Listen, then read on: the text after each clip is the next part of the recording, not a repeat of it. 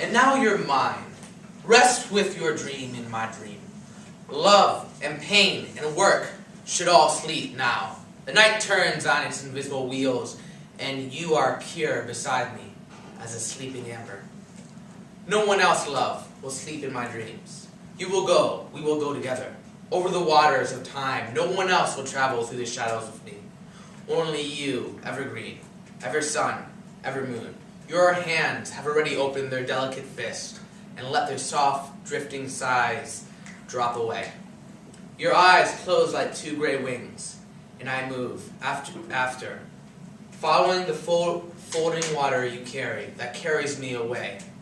The night, the world, the wind spins out their destiny. Without you, I am your dream. Only that, and that is all. What I'm first showing is the beginning of love in the 20th century. They started out with courting. Courting is more of a style of you would ask a father or the person in charge of the family if they could date an individual. This was shown in my book early on with Amory, who was in love with this individual, and he ended up he didn't exactly formally court her, but it was in a sense that's how it was, because the family introduced him, and it was kind of like very formal and posh in a way. Pardon my language. And what thing that you notice in this type of relationship is it's not very physical. It's very much like there's a lot of it's like an intellectual game back and forth. They're kind of like playing. It's kind of like, yeah, it's a game. You're just going back and forth. You do settle things and talk about deep subjects, and especially that's what it was with Amory, because he was a very intelligent man. This is what basically I use a puffing to show how it's kind of innocent. It's kind of like just like a play back and forth, you know. There's not much physical aspect of it. And also, as it's indicated by this poem, there's more possession. Like it's more of the man possessing the woman. It's more of your mind. And so that's really kind of this idea is shown of the man is purely dominant.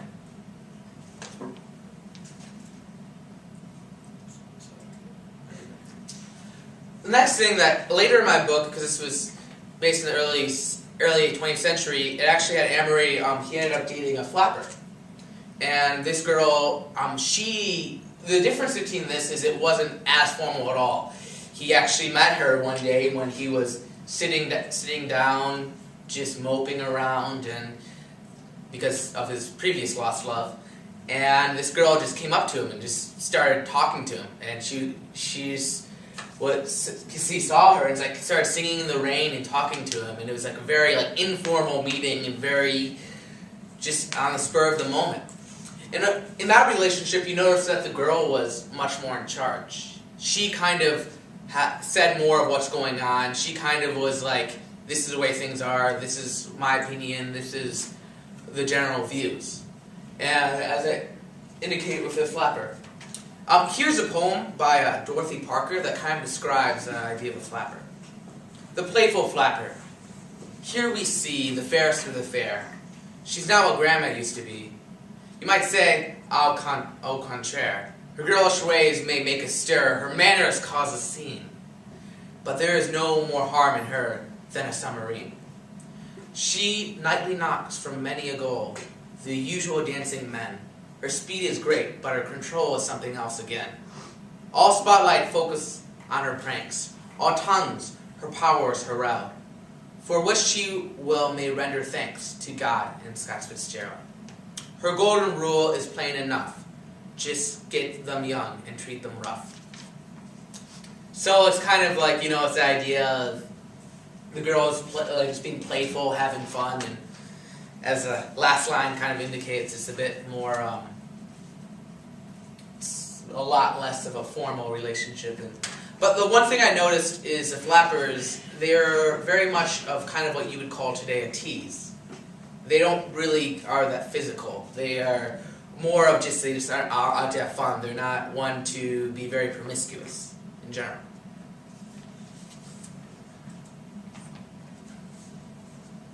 The day is coming, and not far away, when we will meet again, not knowing what to say. Words won't be necessary. Kisses and hugs will be. The ones we've been saving. Darling, will that suit you? It may be Oklahoma City. It could be most any places. When my heart skips a beat and I saw your adorable face, our first night together, maybe in a hotel. Sorry, no twin beds. Now wouldn't that be hell? You can imagine how angry I shall be to think of all places you'll have to sleep with me. But after you are with me, only an hour or so, I really doubt seriously if I'd ask you to go. We'll spend the evening just providing our worth. It could be worse, in an upper berth. I'll be slow to open my eyes, for fear it's only a dream. It'll take hugs and kisses. If you see what I mean, please don't be bashful, and please be yourself, because this is a time to come down off the shelf. While we are waiting for this time to come to fulfill these dreams, we'll both be waiting. For these glorious times will circulate together each other's blood. Nothing can stop it, not even a flood. Things we have planned to say to each other will be lost when in our embraces will smother. So right here, I focus on the World War II era. I read this book. It's called Atonement. In this book, women are, as I say here, are much more sexual. They tend to be quicker to have sex with their boyfriends. They, because of what the upcoming war, of fear, and they feel like they're going to lose them. In my book, a girl had sex with someone who they weren't even technically dating yet. They knew each other for a long time, but they weren't dating, and she just had sex with him. And that kind of shows how there isn't that people don't care as much for that bond, and they just really want to get it over with because there's all this tension that builds up from, oh, am I not going to see you again? I want to at least give you something before you leave and go out for war.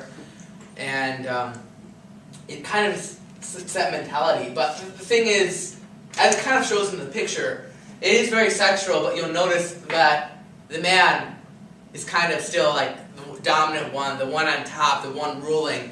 And that's kind of one thing that they left behind in the flapper age, is it became more sexual, but then men became more dominant again, and that's shown in the 50s with, the formal process of there's a good wife and there's a man who's in charge and takes care of the bills and she cleans up and such.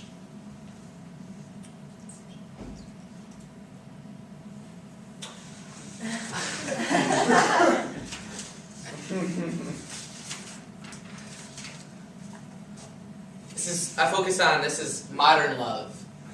And here's, basically, as you probably can guess, this is a much more promiscuous relation by the picture. This poem kind of displays the idea of what I'm trying to talk about. I touch your hand, my heart leaps. I touch your breast and I can't stop its beat.